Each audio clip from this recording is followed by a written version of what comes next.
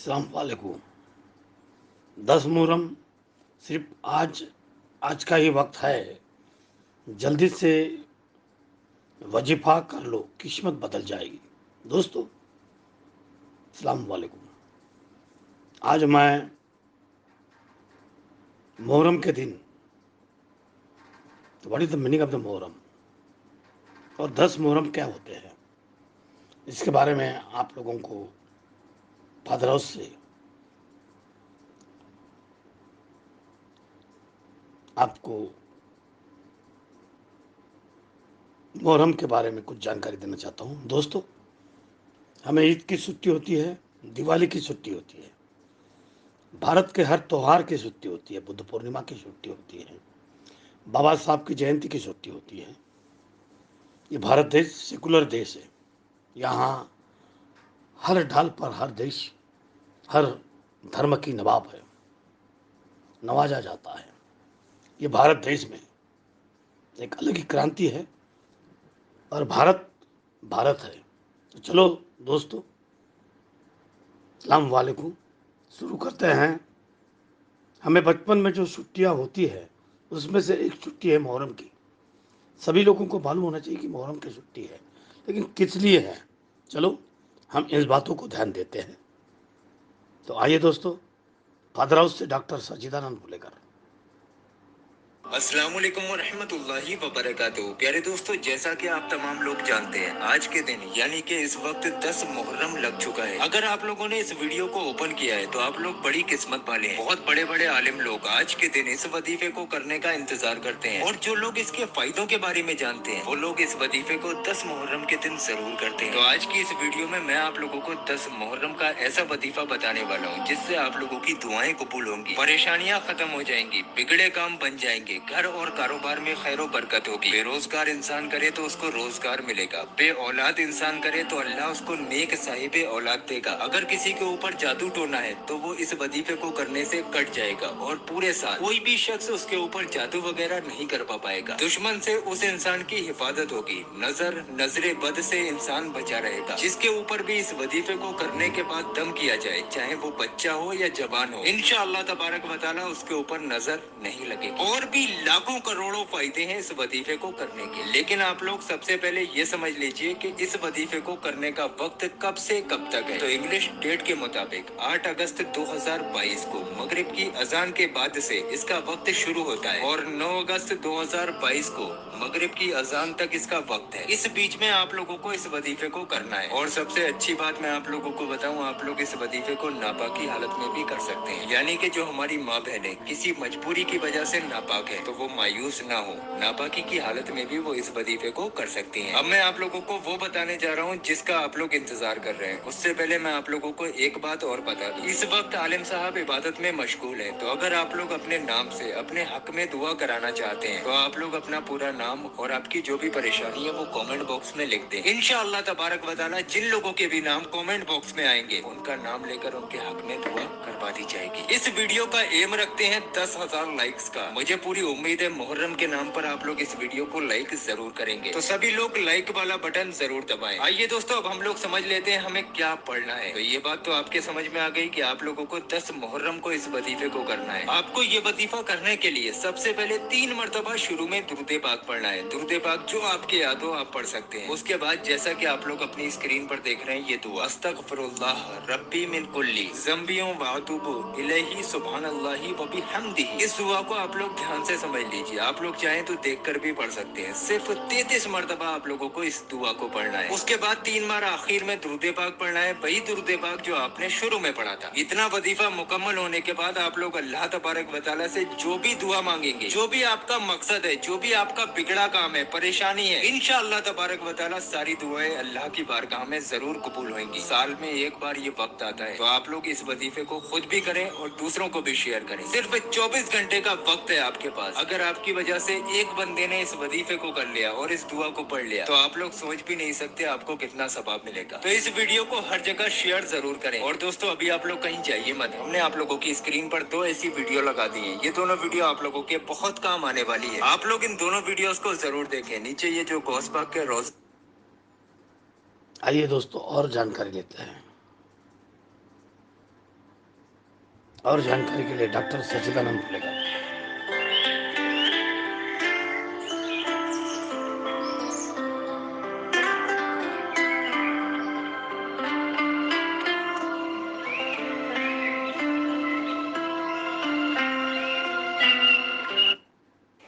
नमस्कार, मैं हूँ सुकृति रॉय चैटर्जी और बोल स्काई में आप सभी का स्वागत है। इस्लामिक कैलेंडर के मुताबिक इस्लामिक न्यू ईयर की शुरुआत 30 जुलाई से हो चुकी है। मुस्लिमों का पहला महीना मुहर्रम होता है। इसे मुस्लिम लोग गम के महीने के तौर पर मनाते हैं। इस महीने के 10वें दिन को मुहर्रम के रूप में मनाया जाता है। इस बार मुहर्रम का त्योहार 8 या 9 अगस्त को मनाया जा रहा है, क्योंकि इस्लाम का हर त्योहार चांद देखने के साथ ही मनाया जाएगा। इसलिए तिथि का निर्धारण चांद देखने के बाद ही हो पाएगा। वहीं आपको बता दें कि भारत में मुहर्रम की शुरुआत 31 जुलाई को हुई थी, इसलिए आशुरा 9 अगस्त दिन मंगलवार को है। वहीं पाकिस्तान और बांग्लादेश में भी आशुरा 9 अगस्त को ही है। सऊदी अरब, ओमान, कतर, संयुक्त अरब अमीरात, इराक, बहरीन और अन्य अरब देशों में मुहर्रम की शुरुआत 30 जुलाई को हुई थी, इसलिए वहां पर आशुरा 8 अगस्त दिन सोमवार को है। पैगंबर हजरत मोहम्मद के नवासे हजरत इमाम हुसैन की शहादत मुहर्रम के 10वें दिन यानी आशुरा को हुई थी। करीब 1400 साल पहले इस्लाम की रक्षा के लिए हजरत इमाम हुसैन ने अपने परिवार और 72 साथियों के साथ शहादत दे दी थी। हजरत इमाम हुसैन और यजीद की सेना के बीच ये जंग इराक के शहर करबला में हुई। वहीं आशुरा के दिन सिया समुदाय के लोग ताजिया निकालते हैं और मातम मनाते हैं। इराक में हजरत इमाम हुसैन का मकबरा है, उसी तरह का ताजिया बनाया जाता है और जुलूस भी निकाला जाता है। रास्ते भर लोग मातम मनाते हैं और कहते हैं या हुसैन हम ना हुए। बता दें कि ये ताजिया करबला की जंग के शहीदों का प्रतीक है। इसका मतलब है हजरत इमाम हुसैन हम सब गमजदा हैं। करबला की जंग में आपके साथ नहीं थे, वरना हम भी इस्लाम की रक्षा के लिए अपनी कुर्बानी दे देते। फिलहाल इस वीडियो में इतना ही। वीडियो को लाइक और शेयर करें।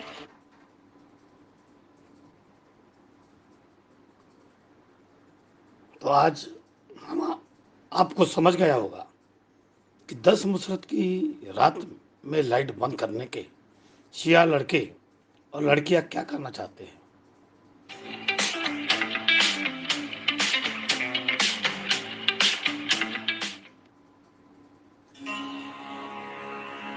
शिया मुस्लिमों की 10 मुसरत की रात को मजलिस की हकीकत, रियल स्टोरी ऑफ दी। दोस्तों, आप लोग चाहे दुनिया के किसी भी कोने में रहते हो, मगर आप लोगों ने शाम गरीबा का नाम तो जरूर सुना होगा। अगर नहीं भी सुना है तो मैं आप लोगों को बताता चलूं कि शाम गरीबा उस मजलिस को कहा जाता है कि जो शिया मुसलमानों की तरफ से 10 मुहर्रम की रात को मुनाकिद की जाती है।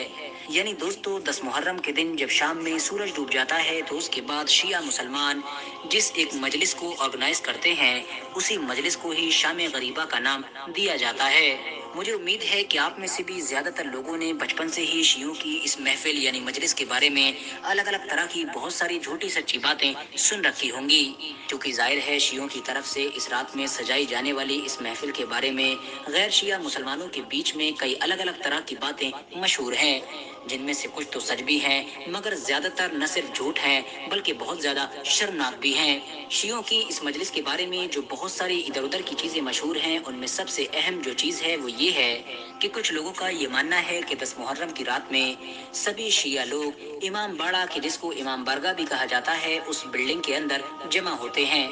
इन जमा होने वाले लोगों में औरतों की भी एक बड़ी तादाद होती है।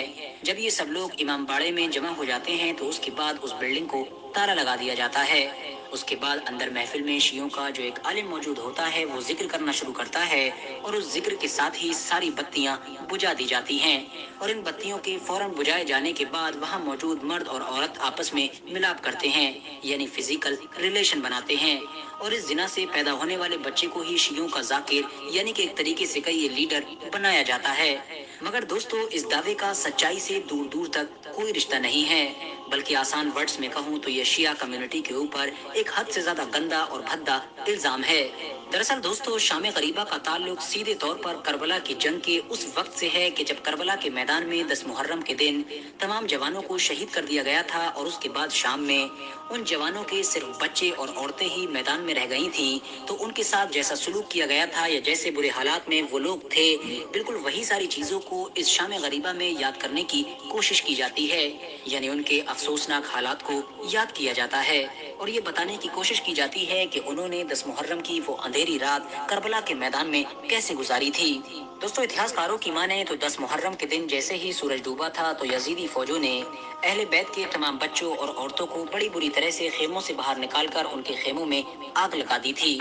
आपको बताते चलें कि करीब उस इंसान को भी कहा जाता है कि जो अपने वतन से दूर रह गया हो, और कभी कभी इस वर्ड का इस्तेमाल उस इंसान के लिए भी किया जाता है कि जो बगैर किसी मदद के कहीं दूर तन्हा रह गया हो। यही वजह है कि शियों की तरफ से इस वर्ड को अहले बैत के साथ जोड़ा गया है, क्योंकि जाहिर है वो लोग भी अपने वतन से हद से ज्यादा दूर करबला के मैदान में बगैर किसी मदद के तन्हा रह गए थे। दोस्तों, शाम गरीबा भी लगभग एक महफिल ही की तरह है, बस फर्क ये है कि इस महफिल में रोशनी नहीं होती है, सिर्फ कुछ मोमबत्तियों के जरिए से ही उजाला किया जाता है। साथ ही साथ शिया लोग मुहर्रम के दूसरे दिनों की तरह न तो जंजीरों के जरिए से कोई मातम करते हैं और न ही झंडों के जरिए से कोई जुलूस निकालते हैं, बल्कि इस खास रात में वो लोग गम अफसोस की हालत में एक जगह पर बैठकर आंसू बहाते हैं और हजरत इमाम हुसैन और उनके घर वालों को याद करते हैं। दोस्तों, शिया लोगों के मुताबिक उनकी इस महफिल में जैसे ही उनका एक जाकिर या फिर ये कहिए कि उनका एक आलिम आकर इन्ना लिल्लाहि व इन्ना इलैहि राजिऊन पढ़ता है, वैसे ही वहाँ मौजूद हजारों का मजमा दहाड़े मार मार कर रोने लगता है। यानी आप लोग ये मान सकते हैं कि शिया लोग इस महफिल में 1300 और 1400 साल पुराने उस वाक़ये को बिल्कुल एक बार फिर से दर्शाने की कोशिश करते हैं, यानी जैसे बिल्कुल अभी ही अहले बैत के शहीद होने की करबला से खबर आई हो। फिलहाल दोस्तों, ऐतिहासिक तौर पर ये शाम गरीबा कब, कैसे और क्यों शुरू हुई थी, ये सब एक अलग टॉपिक है। इसके अलावा इस मजलिस को मुनाकिद करना चाहिए या नहीं, ये भी एक अलग टॉपिक है। लेकिन इस बात में कोई शक नहीं है कि इस महफिल की वजह से शिया लोगों के ऊपर जिस तरह का एक बड़ा और गंदा इल्जाम लगाया जाता है, उसका सच्चाई से दूर दूर तक कोई रिश्ता नहीं है। फिलहाल दोस्तों, आज की अपनी वीडियो को हम यहीं पर दोस्तों, हजरत मोहम्मद साहब की चौंकाने वाली अनसुनी कहानी इस्लाम धर्म के बारे में। हम इस्लाम धर्म क्या है इसके बारे में भी हमने जानकारी रखना चाहिए। जब हमें उस दिन छुट्टियां मिलती है तो हमारी भी ड्यूटी होती है कि एक्चुअली क्या बात है, क्यों हमें ये छुट्टी मिल रही है।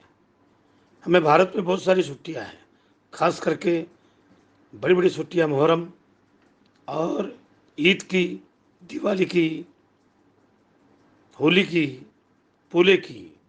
तो ये छुट्टियाँ क्या है, किस बात के लिए छुट्टियाँ हैं? खाली तो रहते हैं दिन भर, तो थोड़ा इस बात की तरफ ध्यान देना चाहिए। अस्सलाम वालेकुम। इस्लाम धर्म के बारे में हजरत मोहम्मद साहब की चौंकाने वाली अनसुनी कहानी, आइए दोस्तों हम सुनाते हैं। तो नमस्कार, मैं दीपक कुमार स्वागत करता तो हूँ आइए आपके दीपक कुमार अपने जी। YouTube चैनल गुरुकुल पॉइंट में। दोस्तों, आज लेके आया हूँ हिस्ट्री से विभिन्न धर्मों के विषय में। मैं इसके पहले तो दोस्तों, आज मैं डॉक्टर सच्चिदानंद लेकर आपको इस्लाम धर्म का इतिहास और पैगंबर, इनके बारे में खुद की आवाज़ में कुछ कहानियाँ मैं आपको बताना चाहता हूँ। अभ्यास करने के बाद में डॉक्टर सच्चिदानंद लेकर इस बात में हाथ डालता है और इन सभी कहानियों को, तो दोस्तों, जैन धर्म, बौद्ध धर्म, वैष्णव धर्म और सिख धर्म के विमान में मैं आपको बता चुका हूँ। तो दोस्तों, आज हम लोग इस्लाम धर्म के बारे में मैं बताना चाहता हूँ। तो दोस्तों, आओ शुरू करते हैं इस्लाम धर्म। तो दोस्तों, इस्लाम धर्म के संस्थापक पैगंबर हजरत मोहम्मद साहब, इनका जन्म 570 ईसा पूर्व में मक्का में हुआ था। मक्का में उनका जन्म हुआ था।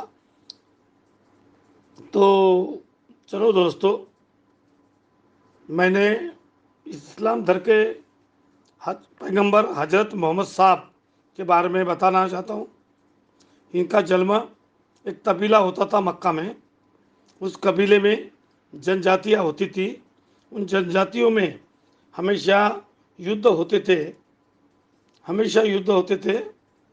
हजरत मोहम्मद साहब का जन्म हुआ। उन्हीं जनजातियों को एक करने के लिए बहुत सारे प्रयत्न किए, उन्हीं के बारे में हम जानेंगे। इनका सोचा परिचय देता हूँ। इनका जन्म 570 ईस्वी सन मक्का में हुआ था। हजरत मोहम्मद साहब का जन्म 570 ईस्वी में हुआ था, तो मक्का में हुआ था उनका जन्म। तो दोस्तों, कुरैशी जनजाति में उनकी जनजाति का नाम था कुरैशी जनजाति। और इनके बाबा के हाशिम पुत्र, उनके पुत्र हजरत मोहम्मद के पिता का नाम अब्दुल्ला और माता का नाम अमीना।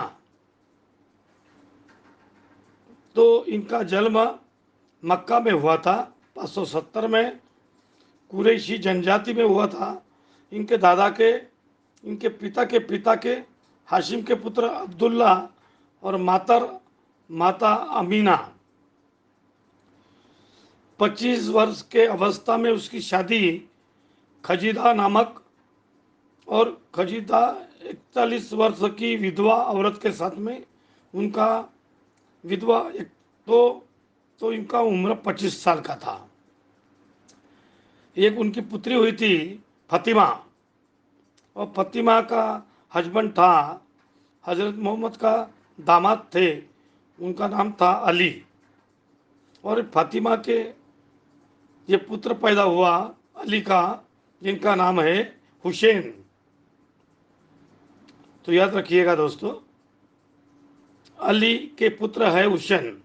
हजरत मोहम्मद साहब के दामाद का नाम था अली, और अली के पुत्र थे, फातिमा का एक पुत्र था हुसैन। इनकी मृत्यु हो गई थी 8 जून 632 इसी मदीना में हुई थी। मदीना में इनकी मृत्यु हुई थी। मक्का छोड़ के मदीना छोड़ जाते हैं, तो मदीना जाना इसलिए जर्मन में हिजरत कहलाता है। ये दामाद अली इनके ये मर जाते हैं, तो उनका उत्तराधिकारी उनको खलीफा कहता है। तो ये हजरत मोहम्मद का उत्तराधिकारी को खलीफा कहा जाता है। इनके दामाद अली की मृत्यु 661 में, और उनके पुत्र हुसैन, उनकी मृत्यु हुई थी 680 में ईस्वी में, और यहाँ पर इनकी हत्या हुई थी। तो ये इस्लाम धर्म था, वो दो भागा में बट गया, शिया और सुन्नी। जो सुन्नी धर्म के लोग हैं वो हजरत मोहम्मद साहब के धार्मिक संदेश थे, उनके आदेशों को मानते हैं थे। और शिया धर्म के जो लोग थे, अली उसके दामाद को, उनके आदेशों को मानते थे। और यहीं से जैन धर्म श्वेतांबर दिगंबर हुआ था, बौद्ध धर्म हीनयान और महायान में हुआ था। उसी प्रकार इस्लाम धर्म शिया और सुन्नी में बैठ गया। ये दोनों लोग पैगंबर हजरत मोहम्मद साहब उनको मानते हैं शिया, और सुन्नी हजरत मोहम्मद साहब के आदर्शों को मानते थे। इसीलिए के दोनों में हमेशा द्वंद्व चलता रहता है। इनके शिक्षा के बारे में हम जानते हैं, इनका क्या है। प्रमुख धर्म ग्रंथ है कुरान है, प्रमुख धर्म ग्रंथ कुरान है। पैगंबर हजरत मोहम्मद साहब ये पढ़े लिखे नहीं थे, तो उनके अनुयायी ने जाते थे गुफा में। एक फरिश्ता था जिब्राइल, एक गुफा था ध्यान की प्राप्ति, उनको ध्यान का प्राप्ति 610 में मक्का हीरा नामक गुफा में हुआ था। और ये जाते थे, जिब्राइल फरिश्ते थे, वो ईश्वर का संदेश लेकर आते थे, और गुफा से आते थे, अपने अनुयायी को बताते थे, और अनुयायी ने उन्हें लिखने का काम शुरू किया। तो प्रमुख धर्म ग्रंथ है कुरान, ईश्वरीय आदेश। कुरान का मतलब होता है ईश्वरीय। जिस तरह से हिंदू में गीता के तरह रामायण है, महाभारत है, ये बहुत सारी चीज़ें हैं, उस तरह से कुरान जो है, इस कुरान का आदेश होता है ईश्वरीय आदेश। कुरान में का मतलब होता है ईश्वरी का आदेश। ये पवित्र ग्रंथ माना जाता है। हदीस ए कुदसी ईश्वरीय शिक्षा, हदीस ए कुदसी हदीस पैगंबर की शिकायत, हदीस पैगंबर हजरत मोहम्मद साहब की क्या शिक्षाएं है, ये हदीस में लिखा गया है। ये तीन चीज़ें बहुत इंपॉर्टेंट है, कुरान, हदीस से कुरैशी और हदीस। ये इस्लाम धर्म में एक शब्द आता है हिजरत। हजरत मोहम्मद साहब का मक्का से मदीना में चला जाना और उनकी वही मृत्यु होती है। मक्का से उसको हिजरत कहलाता है। मक्का से मदीना जाना इसको हिजरत कहते हैं। प्रत्येक व्यक्ति को माना जाता है एक बार मक्का और मदीना की यात्रा करने से उनका जीवन जो है सार्थक हो जाता है। 28 जून 622 में हिजरी संवत, इसी दिन 28 जून 622 में हिजरत मक्का से मदीना चले जाता है और उसको हिजरी संवत चलता है, कैलेंडर जारी होता है। और दोस्तों, इस्लाम धर्म में कौन सा हिजरी संवत चलता है, क्यों चलता है कि 28 जून 622 को हजरत मोहम्मद साहब ने मक्का छोड़कर मदीना चले जाते हैं, इसलिए उस दिन को हजरत समाचार चाहते हैं। इस नवाब 5 बार नवाब पढ़ने की परंपरा है और पश्चिम दिशा में मुंह कर अरब कंट्री है, उधर मुंह करके अल्लाह को याद करते हैं। और जक़ात का मतलब होता है दान करना। जितना कमाए हैं उसके 10वां हिस्सा 1/10। अगर आपने 10 रुपये कमाए हैं तो 1 रुपया गरीब और मजबूरों को दान करना है। इसी को जक़ात को जिहाद भी कहते हैं। जिहाद का अर्थ अलग हो गया है। जिहाद का अर्थ होता है कमजोर और मजबूर लोगों की सहायता करना। हज का मतलब होता है हिजरत, उसको मक्का मदीना में जाना और पैगंबर वहाँ पर दफनाए गए हैं, वहाँ पर उनके दर्शन करना, उसको हज कहलाता है।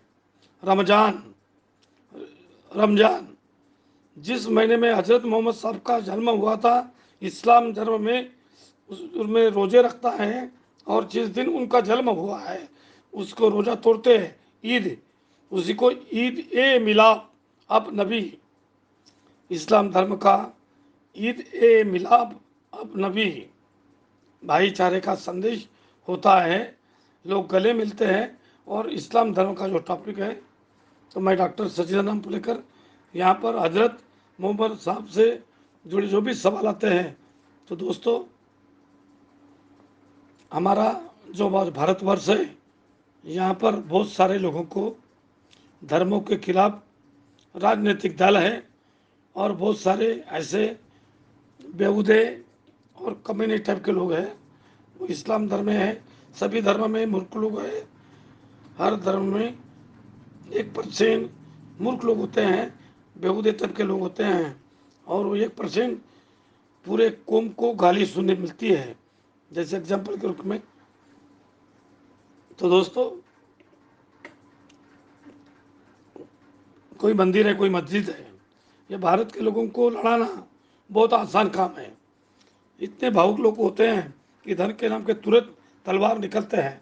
मान लीजिए एक बेहुदा आदमी 1% है, अगर उसने गाय काटा और मंदिर में एक टुकड़ा फेंक दिया, हिंदू धर्म का बेहुदा है, उसने एक सुअर काटा और ले जाकर मस्जिद में फेंक दिया, अगली सुबह फिर भी हिंदू मुस्लिम तलवार कट के 1 मिनट ये नहीं सोचते हैं कि ये जानने की कोशिश नहीं करती हैं ये किसी एक आदमी की गलती है और जो उस एक आदमी की गलती से पूरा कौम कत्लेआम बन जाता है।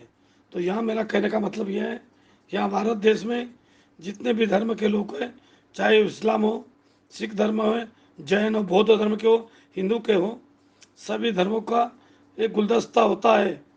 अगर ये गुलदस्ते सारे गुलदस्ते में फूल खिलते तो गुलदस्ता अच्छा लगता है। एक ही बात में एक ही प्रकार के फूल रखे तो बाग में मज़ा नहीं आएंगी, आनंद नहीं आएगा। तो भारत विविध धर्म की धरनी मानी जाती है, विविध धर्म के आपस में रहते हैं और ये परंपरा आजकल से चली आ रही है। यहाँ पर कुछ दोगले टाइप के लोग होते हैं।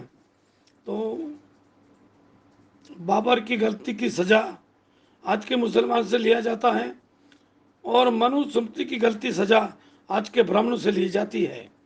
तो ऐसा नहीं होना चाहिए। हर समय पर कुछ ना कुछ हुए हैं, اس کی सुधारना करना चाहिए। तो लोग हजरत मोहम्मद साहब जो संदेश दिया है, कुरान कभी पढ़ा नहीं और कुरान पर गाली करना शुरू कर दिया। इस्लाम धर्म के लोगों कभी वेद पढ़ा नहीं, भगवत गीता नहीं पढ़ा और भगवत गीता पर गाली देना शुरू कर दिया। तो मेरा कहने का मतलब यह है, सभी धर्मों का सम्मान हो, सभी धर्मों का इज्जत हो और भारत में सभी धर्मों का बराबर सम्मान मिले, इसी सामने मैं अपनी बातें। तो दोस्तों, हमारे भारत में हर धर्म है, हर धर्म की बातें हैं। तो मेरे साथियों, मेरा भारत महान, हर धर्म को मेरा भारत अलग ही बातों को करता है। अभी तो बुद्ध धर्म का वर्षावास शुरू है और चलो सुंदर बातों के साथ में मैं डॉक्टर सच्चिदानंद भुलेकर आज आपको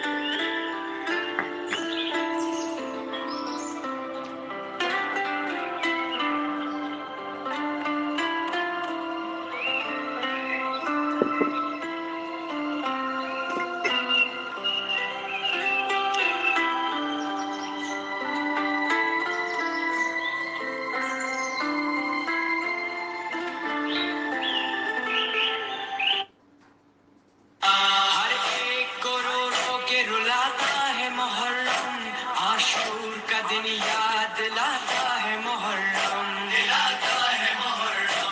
वाजिब है ये पैगाम जमाने को सुनाना। हर एक को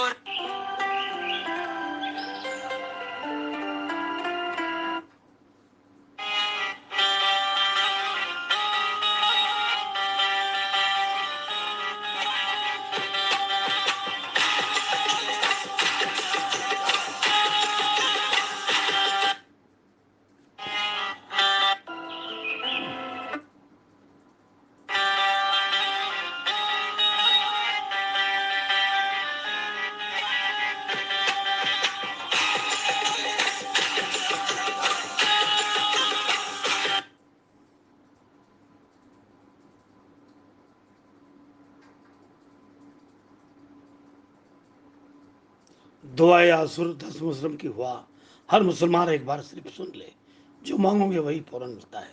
मेरे साथियों, हर जी इस्लाम द सिलेंडर अगस्त 2022 14 से 44 Tuesday the August 9 2021 the Muharram 11th 1444 Hijri Islamic calendar on the date of 2020 1444 Muharram, the date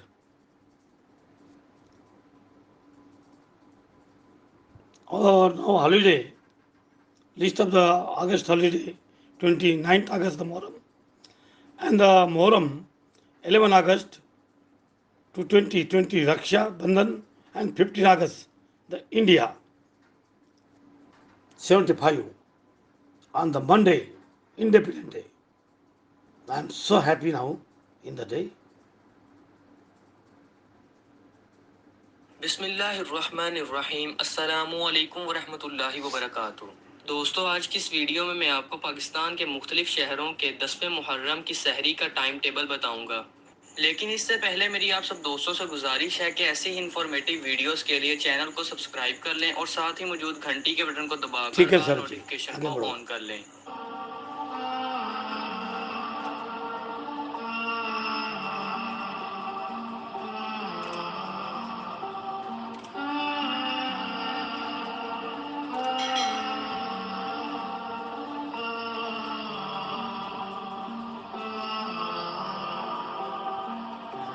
आप सब दोस्तों से गुजारिश है कि ऐसी ही इंफॉर्मेटिव वीडियोस के लिए चैनल को सब्सक्राइब कर लें और साथ ही मौजूद घंटी के बटन को दबाकर ऑल नोटिफिकेशन को ऑन कर लें। चलो दोस्तों करते हैं। तो दोस्तों सुनो, 9 अगस्त 2022 10 मुहर्रम शहरी टाइम फैसलाबाद शहरी टाइम 4 AM अल्लाह या अल्लाह।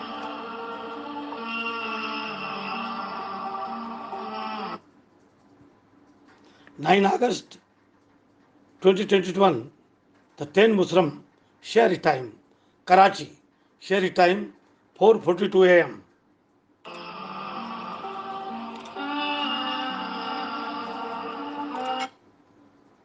9 August 2020, the 10 Muslim Muharram Shehri time, the Multan Shehri time 4:10 a.m.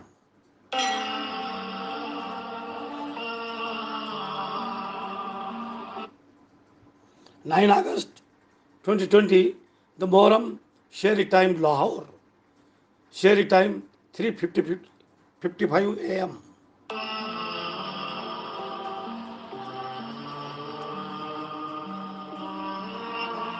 'Islamabad, 10 Muharram Shehri time in Islamabad, Shehri time 3:53 a.m.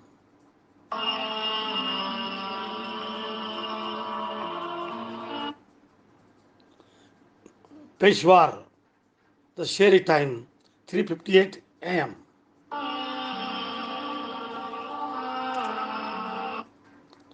Rawalpindi, Shehri time 3:54.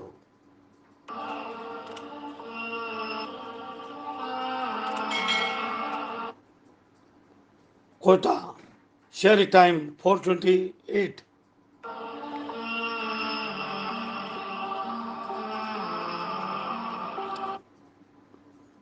Ukura, Shehri time 4:01 a.m.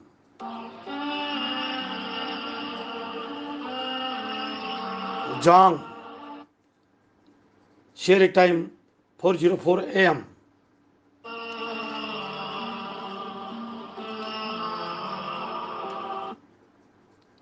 Mainwal, Shehri time 4:03 a.m.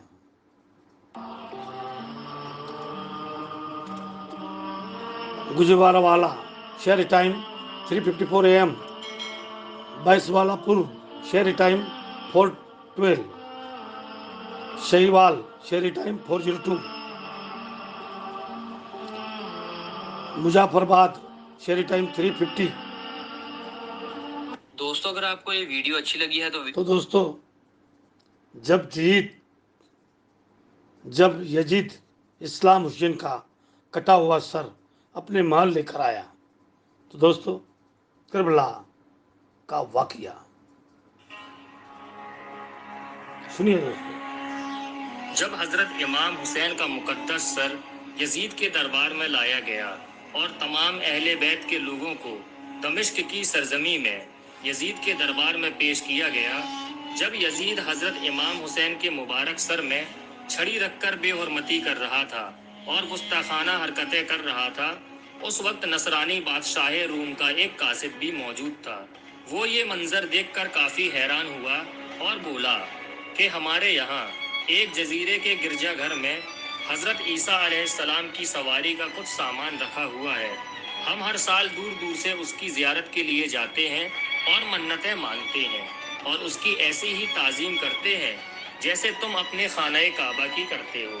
लेकिन अफसोस है कि तुमने अपने ही नबी के नवासे के साथ ऐसा सलूक किया। मैं गवाही देता हूँ कि तुम लोग बातिल पर हो।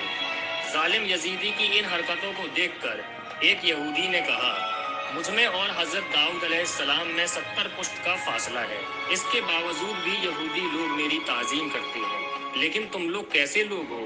जिस नबी का तुम कलमा पढ़ते हो, उन्हीं के नवासे को भूखा प्यासा रखकर जुल्म सितम के साथ तुमने शहीद कर दिया। यजीद एक बार फिर भरे दरबार में हजरत इमाम हुसैन के सरे अक़दस में छड़ी रखकर कहता है, यही इमाम हुसैन है, यही खिलाफत का दावा कर रहे थे, इन्होंने ही मेरी हुकूमत की बगावत की थी। इमाम ज़ैनुल आबिदीन जवाब देते हैं, जालिम बगावत का जुमला इस्तेमाल मत कर। इमाम ज़ैनुल आबिदीन ने फरमाया, मेरे बाप के लिए जिल्लत व रुसवाई नहीं है, जिल्लत तो तेरे लिए है, क्योंकि मेरे बाप के खून से तूने अपने हाथ रंगीन करके अपनी आखिरत को बर्बाद कर लिया है। हजरत इमाम ज़ैनुल आबिदीन ऐसा बयान फरमाते हैं कि यजीद बिल्कुल खामोश हो जाता है। जब यजीद के सामने हजरत इमाम ज़ैनुल आबिदीन का जवाब दमिश्क के लोग सुनते हैं तो उन लोगों की आंखें भीग जाती हैं, सब के सब रोने लगते हैं। सब लोग आपस में कहने लगते हैं, यजीद ने बहुत बुरा किया है, उसकी हुकूमत को ख़त्म कर देना चाहिए। یزید نے دیکھا کہ عوام بغاوت میں اترنے لگی ہے، لوگ ہماری حکومت سے ناخوش ہیں، لوگ ہماری مخالفت کرنے لگے ہیں۔ یہ سن کر یزید حضرت امام زین العابدین سے کہتا ہے، جو ہونا تھا وہ ہو گیا، لیکن اب جو شرط آپ رکھیں گے میں آپ کی ساری شرطوں کو منظور کرتا ہوں۔ حضرت امام زین العابدین فرماتے ہیں، میری تجھ سے کوئی شرط نہیں ہے، ہاں مگر ایک بات عرض کرنا چاہتا ہوں، اگر تو میری باتوں کو ماننا چاہتا ہے تو سب سے پہلے میرے باپ کے قاتلوں کو میرے حوالے کر دے، میں ان سب کو قتل کرنا چاہتا ہوں۔ دوسری بات یہ ہے، میں دمشق کی جامع مسجد میں تقریر کرنا چاہتا ہوں، مجھے تقریر کرنے دیا جائے۔ اور تیسری بات یہ ہے، مجھے مدینہ طیبہ جانے دیا جائے۔ حضرت امام زین العابدین کی ان تینوں باتوں کو سننے کے بعد یزید کہتا ہے، میں آپ کی دو باتوں کو ماننے کے لیے تیار ہوں، لیکن امام حسین کے قاتلوں کا جو معاملہ ہے وہ میں پتہ لگاتا ہوں کہ حسین ابن علی کو کس نے شہید کیا ہے، اور اسے ہم تمہارے حوالے کر دیں گے۔ یزید نے جب سارے لوگوں کو اپنے دربار میں بلایا اور پوچھا کہ کس نے امام حسین کا سر تن سے جدا کیا ہے، کون ہے جس نے حضرت امام حسین کو شہید کیا ہے، تو سارے لوگ انکار کرنے لگے۔ نہ تو شمر اقرار کر رہا ہے، نہ تو خولی قبول کر رہا ہے، نہ تو ابن زیاد قبول کرنے کو تیار ہے، سب کے سب انکار کرتے نظر آ رہے ہیں۔ کل تک جو امام حسین کو شہید کرنے کے بعد جشن منا رہے تھے، آج وہی لوگ قبول کرنے کو تیار نہیں تھے۔ یزید نے کہا، اے زین العابدین، امام عالی مقام کے قاتلوں کا پتہ نہیں چل پا رہا ہے، اس لیے میں قاتلوں کو تمہارے حوالے نہیں کر سکتا، باقی میں آپ کی دونوں شرطیں قبول کرتا ہوں۔ جمعہ کا دن تھا، حضرت امام زین العابدین دمشق کی جامع مسجد میں جاتے ہیں۔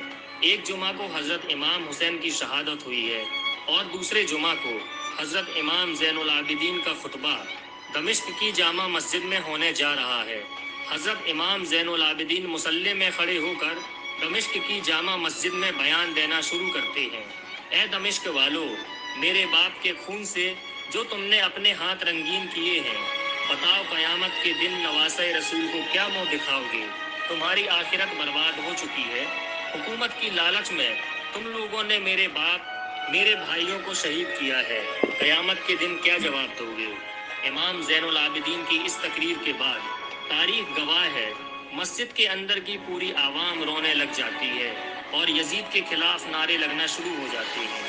پوری مسجد میں یزید کے خلاف نعرے گونجنے لگتے ہیں۔ یہ پورا ماجرا یزید دیکھتا ہے اور یزید فوراً مؤذن کو اشارہ کرتا ہے کہ اذان دو۔ مؤذن اذان دینے لگتا ہے۔ جب مؤذن اذان دیتے دیتے اشہد ان محمد الرسول اللہ پر پہنچتا ہے تو حضرت امام زین العابدین نے فرمایا، مؤذن ٹھہر جاؤ، اور مؤذن ٹھہر جاتا ہے۔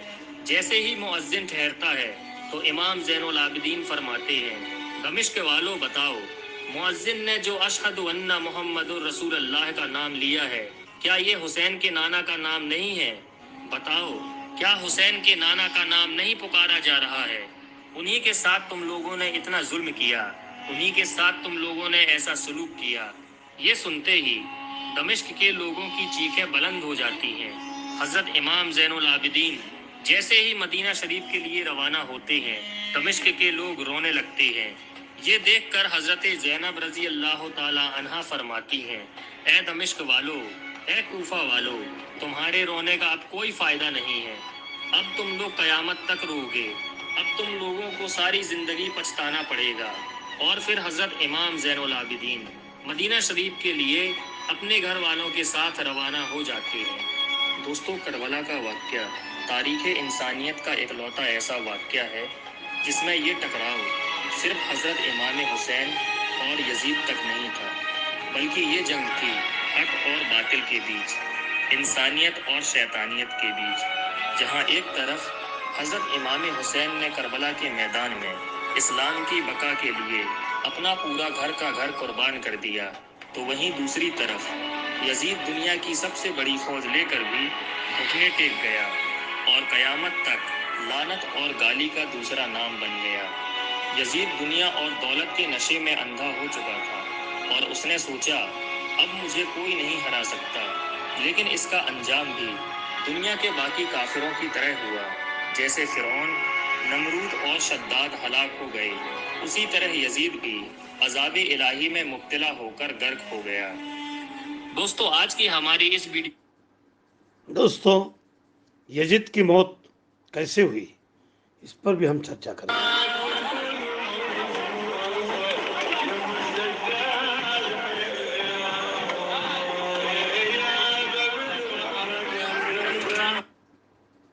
تو آئیے دوستوں،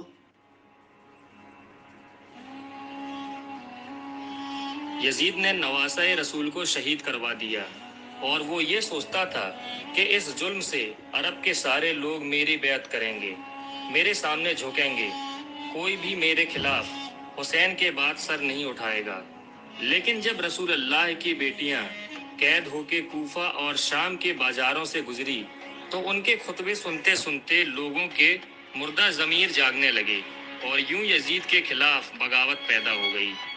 ہر کوئی یہی سوچنے لگا کہ اسلام اللہ کا دین ہے اور محمد مصطفیٰ صلی اللہ علیہ وسلم اللہ کے رسول ہیں۔ یہ خاندان اللہ کا محبوب ترین خاندان ہے۔ جس نے ان کے ساتھ ظلم کیا اسے بادشاہ کہنا سب سے بڑا گناہ ہوگا، اور یوں مدینے والوں نے یزید کی بیعت سے انکار کر دیا، اور پھر یزید نے مدینے پر حملہ کیا۔ تاریخ میں لکھا ہے کہ 3 دن تک یزید کی فوج نے مسجد نبوی میں اپنے گھوڑوں کو باندھ کر رکھا، اور گھوڑوں کی لیڈ سے منبر رسول اور ناموس کے ساتھ بے حرمتی کرتے رہے، اور یوں مکے سے بھی یزید کے خلاف بغاوت بڑھنے لگی۔ پھر یزید نے خانہ کعبہ پر حملہ کرنا شروع کر دیا اور خانہ کعبہ میں آگ لگا دی۔ ہر کوئی یزید کے اوپر لعنت کرنے لگا، لیکن یزید کسی کو بھی اپنے خلاف دیکھتا تو اس کا سر قلم کروا دیتا۔ واقعہ کربلا کے کچھ ہی دنوں کے بعد یزید کی موت کا بھی وقت آ گیا تھا۔ 10 محرم الحرام 61 ہجری کو کربلا میں امام حسین رضی اللہ تعالی عنہ کا خون بہا کر یزید پلیت نے حکومت حاصل کی تھی۔ وہ حکومت بھی زیادہ دن تک نہ رہی، اور 3 سال 7 مہینے بعد ہی 5 ربیع الاول 64 ہجری میں 39 سال کی عمر میں یزید کی موت ہو گئی۔ یزید کی موت کیسے ہوئی؟ اس کی 2 وجہ بتائی جاتی ہے۔ ایک وجہ یہ بتائی جاتی ہے کہ یزید شرابی تھا، یہ بہت شراب پیتا تھا، جس کی وجہ سے وہ ایک بیماری میں مبتلا ہو گیا، اور پیٹ کے درد اور آنتوں کے سکڑنے کی تکلیف سے تڑپتا رہتا تھا۔ یعنی جس طرح مچھلی پانی کے لیے تڑپتی ہے، یزید بھی اسی طرح تڑپتا رہتا۔ موت کے کچھ دن پہلے یزید کی آنتیں سڑ گئیں اور اس میں کیڑے پڑ گئے۔ وہاں کے حکیم پریشان ہونے لگے تھے کہ یہ کیسی بدترین بیماری ہے کہ تمہارا پیٹ اندر سے ختم ہو رہا ہے، جل رہا ہے۔ یزید تکلیف کی شدت سے چیختا تھا۔ پانی کا قطرہ حلق سے نیچے اترنے کے بعد کانٹے کی طرح چبھنے لگتا تھا۔ اس تکلیف سے وہ اپنا سر پیٹتا رہتا تھا۔ اس کے محل کے لوگ یزید کو اس حالت میں دیکھ کر یہی کہتے تھے کہ یہ عذاب حسین ابن علی کو پیاسا رکھنے کی بدولت ہے۔ عجیب قہر الہی کی مار تھی، پانی کے بغیر بھی تڑپتا تھا اور پانی پی کر بھی چیختا تھا۔ یزید کو جب اپنی موت کا اندیشہ ہونے لگا تو اس نے اپنے بیٹے معاویہ بن یزید کو مرج بستر پر بلایا اور سلطنت کے بارے میں کچھ کہنا ہی چاہا تھا کہ بے ساختہ بیٹے کے منہ سے چیخ نکلی اور باپ کی پیشکش کو ٹھکرا دیا کہ جس تاج و تخت پر آل رسول کے خون کے دھبے ہیں میں اسے ہرگز قبول نہیں کر سکتا۔ خدا اس منحوس سلطنت کی وراثت سے مجھے ہمیشہ محروم رکھے جس کی بنیاد نواسۂ رسول کے خون پر رکھی گئی ہے۔ یزید اپنے بیٹے کے منہ سے یہ الفاظ سن کر تڑپ گیا اور شدت و رنج و غم میں ڈوبا رہا۔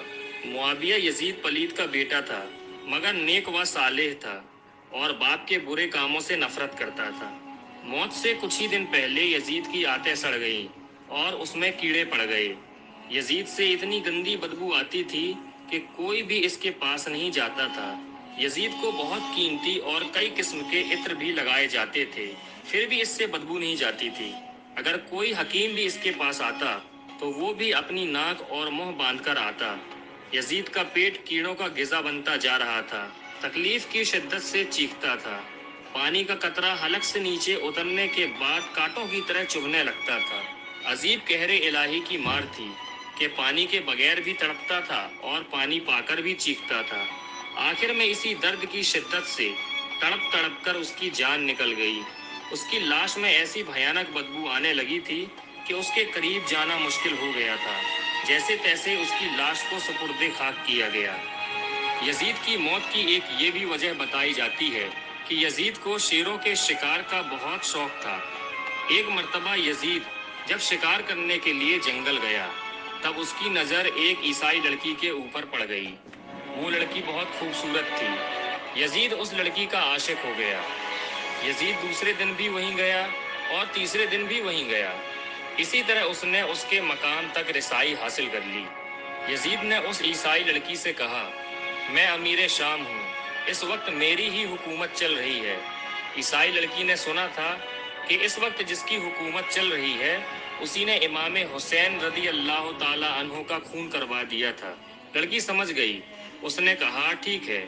پھر لڑکی نے یزید سے کہا، تم ہی ہو جسے امیر شام کہا جاتا ہے؟ تو یزید نے کہا ہاں۔ پھر اس لڑکی نے پوچھا، تمہارا ہی نام یزید ابن معاویہ ہے؟ یزید نے کہا ہاں۔ لڑکی نے کہا ٹھیک ہے، تم اپنے ساتھ مجھے محل لے چلو، میں چلنے کو تیار ہوں۔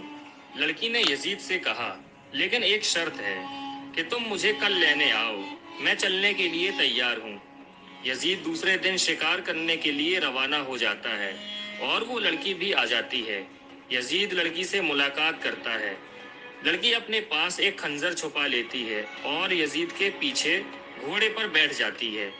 جب یزید بات کرتے ہوئے آگے بڑھا تو لڑکی نے بڑی ہی پھرتی سے خنجر نکالا اور خنجر نکالنے کے بعد یزید کے پیٹھ میں خنجر مار دیا۔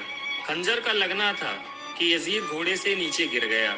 پھر اس لڑکی نے دوبارہ پھرتی سے یزید کے خنجر مارا۔ یزید سنبھل نہ سکا اور اس لڑکی نے یزید کے اوپر کئی سارے وار کر کے یزید کو وہیں پر کاٹ کر رکھ دیا اور وہ لڑکی وہاں سے چلی گئی۔ یزید کی لاش کئی دنوں تک وہیں پڑی رہی۔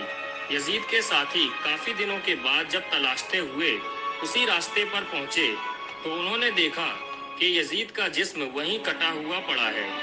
یزید کے ساتھی اس کی سڑی ہوئی لاش کو اٹھا کر لائے اور ایک گڈھا کھود کر اس کو وہیں دفن کر دیا۔ اور آج بھی جہاں یزید کی قبر بتائی جاتی ہے وہاں شیشہ گلانے کی فیکٹری بنا دی گئی ہے اور اس کی قبر کا کہیں پتہ نہیں ہے۔ اللہ کا کتنا بڑا عذاب یزید کے اوپر ہو رہا ہے کہ یزید کی قبر کا نام و نشان تک نہ رہا۔ اور امام حسین کے روضے کو دیکھیے کس تو ساتھیوں، جہاں بھی کہانی دیکھو ہمیں یہ دیکھنے کو ملتا ہے کہ جس نے بھی وہ کوئی بھی دھرم کرائے، جس نے غلطی کیا اس کو تکلیف ہوئی، پھر وہ مہا بھارت کا کورو ہو، یشو کے مارنے والے لوگ ہو، یہودی ہو، تو یہی کہانی ہوتی ہے۔ طرح چمک رہا ہے۔ امام حسین کا روزہ کل بھی چمک رہا تھا، آج بھی چمک رہا ہے اور انشاءاللہ قیامت تک چمکتا رہے گا۔ یزید ڈوب گیا شام کے اندھیروں میں، حسین چمکے ہیں دنیا میں روشنی کی طرح۔ دوستو اگر آپ کو تو دوستو چلو اس کے بعد میں اسلام حسین کے قاتلوں کا بھیانک انداز کیا ہوا اس کو بھی ہم دیکھتے ہیں۔ امام حسین رضی اللہ تعالیٰ عنہ کا خون دیکھیے کس طرح سے رگلا رہا ہے۔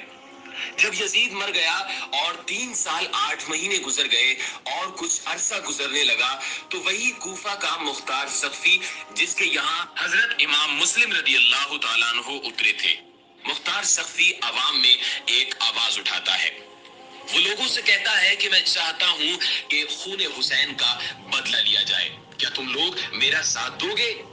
تو پوری عوام حسین کی طرف تھی اور سارے لوگ اٹھ پڑے اور کہا کہ ہم امام حسین رضی اللہ تعالیٰ عنہ کے خون کا بدلہ لینے کے لیے تیار ہیں۔ ہم امام حسین رضی اللہ تعالیٰ عنہ کا بدلہ لینے کے لیے اپنی تلوار اٹھا رہے ہیں۔ اور سارے لوگ مختار سقفی کے جھنڈے تلے آ گئے۔ مختار سقفی نے حضرت امام حسین رضی اللہ تعالیٰ عنہ کے بھائی حضرت محمد بن حنفیہ رضی اللہ تعالیٰ عنہ کے نام کا ایک فرضی خط لکھا تھا اور لوگوں سے یہ کہہ دیا تھا کہ مجھ کو امام حسین کے بھائی محمد بن حنفیہ نے خط لکھ دیا ہے کہ قاتلان امام حسین کا بدلہ لیا جائے۔